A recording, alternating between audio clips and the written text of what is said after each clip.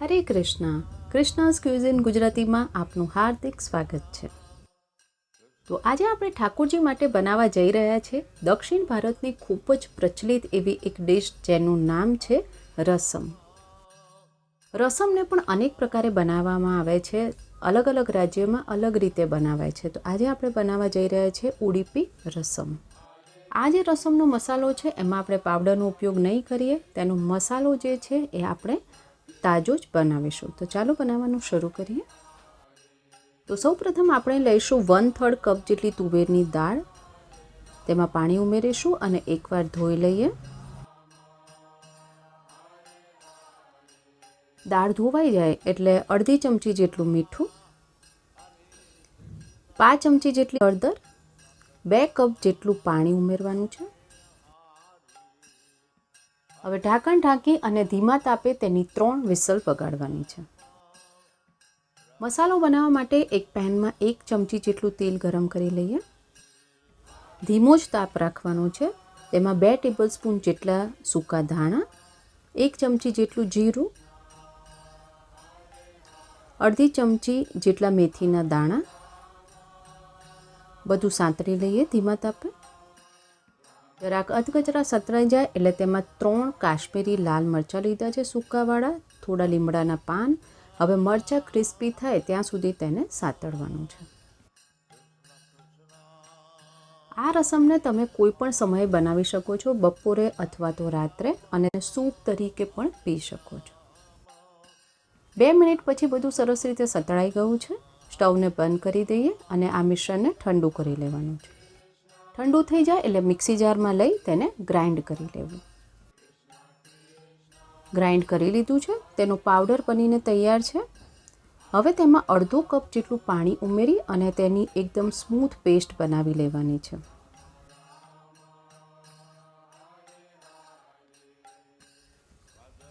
રસમ માટેની પેસ્ટ બનીને બિલકુલ તૈયાર છે. એને સાઈડમાં રાખી દઈએ. અડધો કલાક થઈ ગયો છે. કુકર એકદમ ઠંડુ થઈ ગયું છે. દાળ પણ સરસ રીતે બફાઈ ગઈ છે. એકવાર આ રીતે મિક્સ કરી લઈએ અને તેને સાઈડમાં લઈ લઈએ. અહીંયા એક મોટું લીંબુ હોય એ સાઈઝની આપણે આંબલી લેવાની છે અને તેને મેં 5 કપ જેટલા પાણીમાં 1 કલાક માટે પલાળી રાખી હતી. હવે આ રીતે ચોળી અને તેનો પલ્પ નીકાળી દેવાનો છે. પલ્પ બનીને બિલકુલ તૈયાર છે. હવે રસમ બનાવવા માટે 1 ટેબલસ્પૂન જેટલું ઘી ગરમ કરી લઈએ. ઘી ગરમ થાય એટલે તેમાં 1 ચમચી જેટલી રાઈ, અડધી ચમચી જેટલી હળદર, 5 ચમચી જેટલી હિંગ,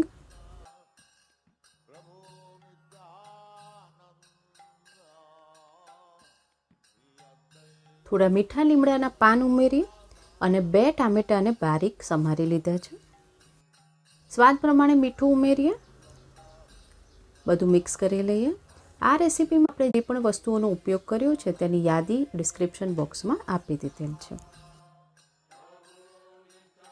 ટામેટાં જ્યાં સુધી એકદમ નરમ થઈ જાય ત્યાં સુધી તેને સાતળવા.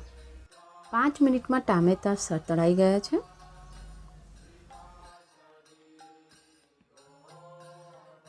ત્રણ ટેબલસ્પૂન જેટલો આંબલીનો પલ્પ જે આપણે બનાવ્યો હતો તે ઉમેરવાનો છે અને મિક્સી જારમાં જે પેસ્ટ તૈયાર કરી હતી તે હવે અડધો કપ મિક્સી જારમાં પાણી લેવું અને તે પણ તેમાં ઉમેરી દઈએ.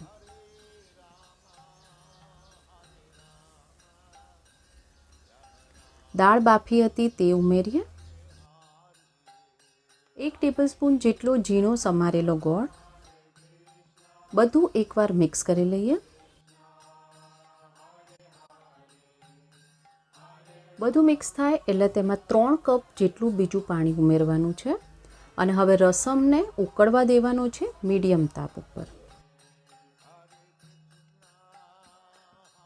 રસમ ઉપર આવી એક ઝાગ આવી જાય ત્યાં સુધી આપણે તેને ઉકાળવાનો છે. અહીંયા 10 મિનિટ ઉપર થઈ ગઈ છે. તમે જોઈ શકો છો કે રસમ ઉકળીને બિલકુલ તૈયાર છે અને તેની કન્સિસ્ટન્સી પણ તમે જોઈ શકો છો બિલકુલ પરફેક્ટ છે. હવે આપણે સ્ટવને બંધ કરી દઈએ અને એક વઘાર દઈ દઈએ. વઘાર માટે 1 ટેબલસ્પૂન જેટલું ઘી ગરમ કરી લઈએ. હવે તેમાં 1 ચમચી જેટલું જીરું, 2 સૂકા લાલ મરચાં ઉમેરી અને તેને સાંતળી લઈએ.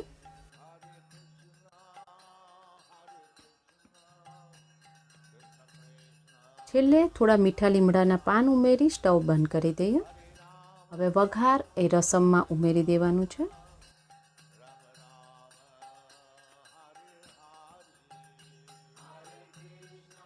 ઝીણી સમારેલી કોથમીર તેના ઉપર વપરાવી દઈએ.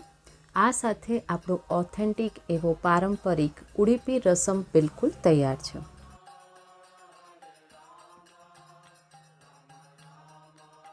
અહીંયા હું ગરમા ગરમ ભાત સાથે તેને સર્વ કરી રહી છું.